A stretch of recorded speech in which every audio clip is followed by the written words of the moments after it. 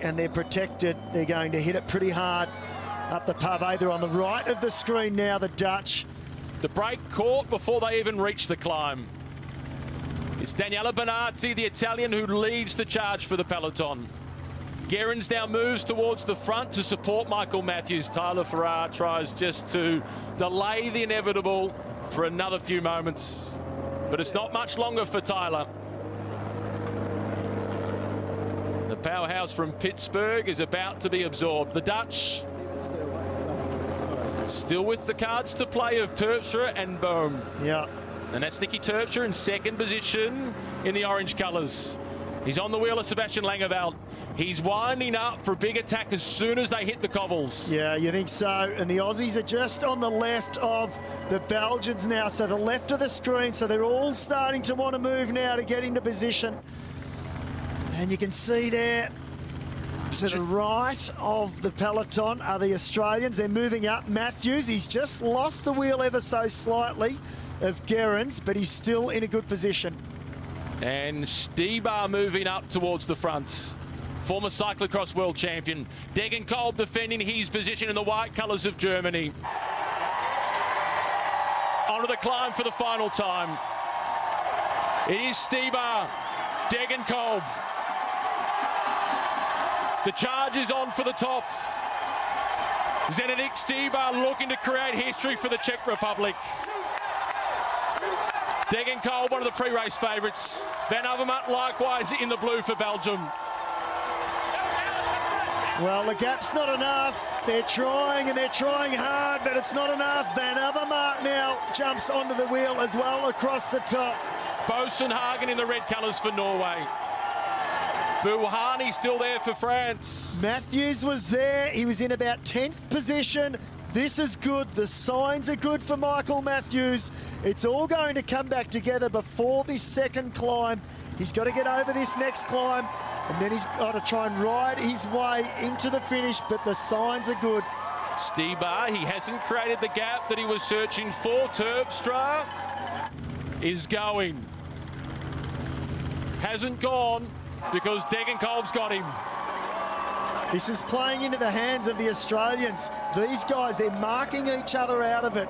The Germans have gone, Stybar has gone, Degenkolb has now marked the Dutch. This is playing into the hands of the Aussies. Nicky Terpstra, a winner of Paris-Roubaix. The protected man for the Dutch. We've seen the orange colours at the front all day long. John Degenkolb, just as he did at Milan-San Remo, just as he did at Paris-Roubaix, is marking all the moves because he knows he's got plenty of speed in his legs for the sprint finish. He has, but these little efforts, they're going to cost him. We're going to see another attack here. This, for me, is the danger climb. This is the danger one. It's short, but it's a little bit steeper, and it's Van Avermaet by the looks of it, who's going on the attack. Followed by Peter Sagan. The first time we've seen Peter Sagan at the front, and he explodes over the top of Greg Van Avermaet.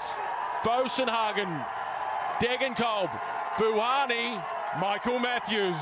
He's still there, Matthews is there, but Sagan is going, and he is gapping Van Avermaet ever so slightly. Will it be enough? But they've gapped the group as well. Sagan, what a ride, what an attack by him. He's got to go for home. This is it. There's no looking around. There's no sitting up and waiting. He has to go for home. He's adopted the Mohorovic, the winner of the under-23 world title in Florence, pedaling on the crossbar. He's got a little gap. He tires of everybody marking him. He's got a big gap. Look at the gap he's opened up now on that group. Can Peter Sagan become world champion? Yes, he can. This is a big gap. This is dangerous. Van Avermaet is desperately trying to get across, and he's at Bosenhagen on his wheel. Both of those riders will be desperately trying to get across. So too will the group. Remember, he's still got that last climb up towards the finish. To me, it has been the hardest part of the course that we've seen over the course of the last 3 days with the other events here. Sagan, he's still got one big effort that he's got to surpass, and then he will don that rainbow jersey. He has ridden against his instincts. He's been conservative. It's not his natural style. It might be his new one for the long term. He's got the gap. He's discarded the bidden. No more water required. Just horsepower to the finish line. Peter Sagan is on the final climb. Van Avermaet and Bosenhagen are indecisive. 1.1 kilometres to go. This is where it starts to kick up. You can see looking down the road there. He's already climbing, but he's looking the goods, isn't he? Look at him. He's pedalling a good gear. He always likes to have the cadence up. Out of the saddle. There it is. 1 kilometre to go. 5 second-place finishes on stages at the Tour de France. The disappointment could be washed away with a pot of gold at the end of a rainbow. Peter Sagan is on his way. He's not there yet. He's not there yet. The Spanish now are chasing. Valverde is in second wheel. They are going to come in this last 500 or 600 metres. In the white colours, it was Rigoberto Urán. He's tying up. Was that onto the big chain ring for Peter Sagan? The legs are sore, though. The grimace is on. It's going to be a long, long straight to the finish. He makes the left turn. This is where it flattens out. He'll be hard to be caught from here. In the under-23 race, Kevin Ludanois was almost caught on the finish line from this position, but he survived. Matthews and Gerrans are still there. They are still in the group. Rigoberto Urán is leading the chase, the Colombian. Peter Sagan inside the final 500 metres. He's had some big moments in his career. This is set to be the biggest. He hasn't got it yet. He's contemplating the celebration, but don't go too soon. 250. Another look across the shoulder.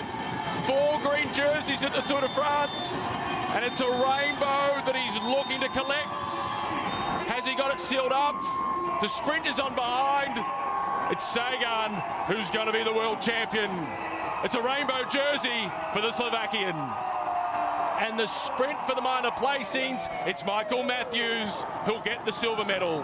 Wow, there it is. Matthews, just one rider stood between him and the rainbow, but it was a deserving rider. Peter Sagan, you talked about all of his second places. What a performance. He was almost, looked like he was in shock as he rode across the line. A year of frustration, a year of near misses, a year with an enormous bullseye. He's in shock. And Tom Bonen, he appreciates the win. They all do. He's one of the most respected, if not the most respected. Wow. Look at the respect that he's got from the riders there. Rivals, 30 seconds ago, they were chasing him as hard as they could, and now they've said, mate, you were just too good. You were too good. So deserving. They're all patting him on the back. The Italians. Stibar hugging. These two raced against each other as juniors. From the age of 15, they were going head-to-head, and this was the moment. What an attack. What an attack. There's Michael Matthews on the left of the screen. He did everything right, Michael Matthews. He didn't put a foot wrong at all. From an Australian perspective, deja vu. Yeah. Michael Kwiatkowski last year across the finish line solo to get the win. Gerrans wins the sprint and collects the silver medal. Yep. This year, the same outcome. The roles are played as the lead character by Peter Sagan, the support act by Michael Matthews. Matthews can be proud of his silver medal, but the gold medal goes to a deserving winner of the world title. He's got some swagger, he's got plenty of success, and he's got a lot to celebrate tonight. The party will be big. He just threw the bike. He just jumped off the bike there. Wow. 250 odd kilometres later. Peter Sagan. Look at the crowd. They love him. They love the celebration. He will be a fantastic wearer of the rainbow jersey. The Tour de France is the biggest race in the world, but Peter Sagan is the most important rider in world cycling, the most popular rider in world cycling. What an extraordinary win. We didn't see him until the final lap. And as you said all the way along, that's a good sign. Yeah, it's a great sign. And that looks like his partner, is it? It is. They're just in shock.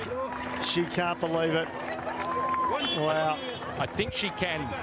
So much success for Peter Sagan, but this is one we're all happy to see him win, aren't we? And of course we're biased towards the Australians, but you just cannot deny this guy.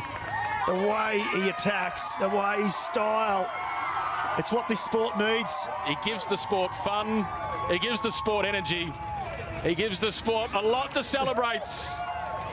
He's just done 6 hours on the bike and he can pull a mono. There's only one Peter Sagan. Yeah. Peter Sagan is the world champion, the silver medal.